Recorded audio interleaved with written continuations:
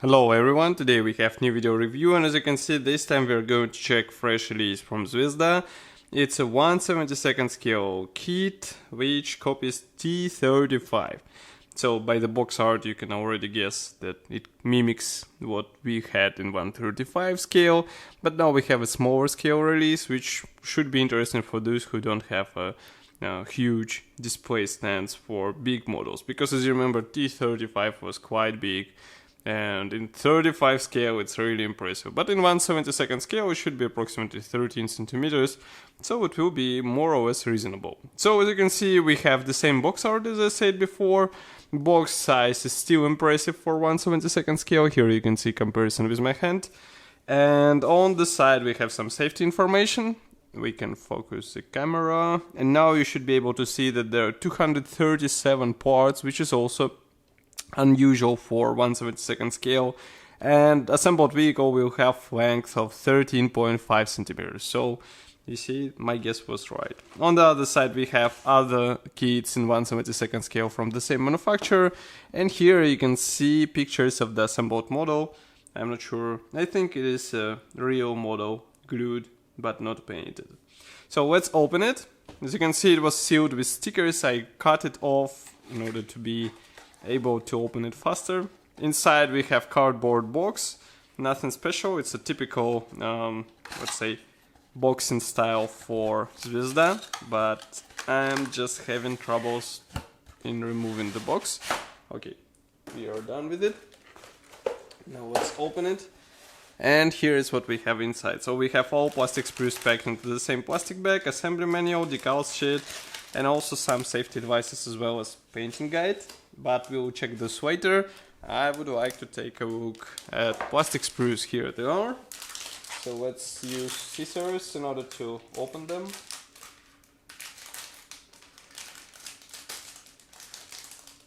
Okay. And now let's remove them and check everything one by one. So first of all, I'm interested, yes it is. So this part, this lower hull section, as you can see it is molded as one piece part, so you won't have to deal with any separate panels. And here you can see the size, it is really impressive in length for 1/72 scale, so I think it might be an interesting build. Okay, next we have first gray plastic sprue. Here it is.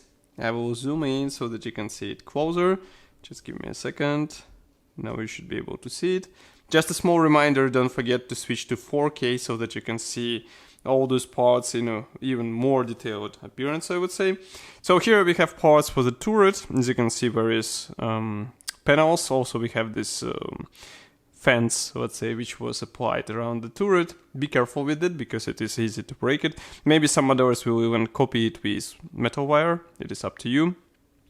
Then here we have machine gun, tracks, spare tracks, and also some parts for the lower hull section. Inside, of course, we don't have anything. As far as I can see, there are, just give me a second.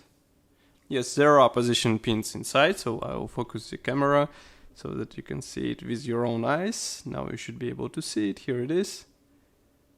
And then here you can see the top section, which had this huge star on the top. And here you can see this fence, let's say, which is applied on the tank turret. Here, by the way, some Pioneer tools. They are quite small. Here you can see comparison with my fingertip. Okay, next we have suspension parts. So with suspension parts, as far as you can see, it is really impressive because we have 4 absolutely identical plastic sprues. Here they are, 1, 2, 3, 4. And we are going to check one because they carry absolutely identical parts, as I said before, so there is no point to show them again and again. So here we have separate road wheels and also separate suspension arms, etc, etc. Molding quality is quite nice. We have also track links, and I will bring those closer so that you can see first tracks. Let's focus the camera. Now you should be able to see it. Here it is. Here are road wheels. Here you can see suspension arms with the spring bars, and we flip it over. Here you can see these installation slots. Nice molding quality, thin attachment points, you can see it with your own eyes. So I think it will be easy to separate those parts without any excessive work, let's say. Okay, next we have again two identical plastic frames. Here's this pair. Let's zoom out so that you can see them in a full picture, let's say. So I will show you only one because again there is no point in showing them all together. Here we have track length, so you won't have to deal with separate track links. You just apply those and also apply separate track links on the drive sprockets, and that's pretty much all, and also on the idlers, but I think it won't be difficult. And now let's bring them closer, because here we also have some hatches for the tank. So here you can see them. Also note the drive sprocket attachment points. They're placed right on the teeth. Here you can see the track length. Attachment points are thin, so I think it won't be difficult to separate it. Here you can see idlers. And here is another track length. Let's flip it over. Here is it. Here it is from the other side. Nicely looking parts, and I think it will be easy to deal with them. Okay, so last but not the least, gray plastic sprue is this one. So as you can guess, here we have the top hull parts. As you can see, this huge panel will be placed right on the top of what we saw in the beginning.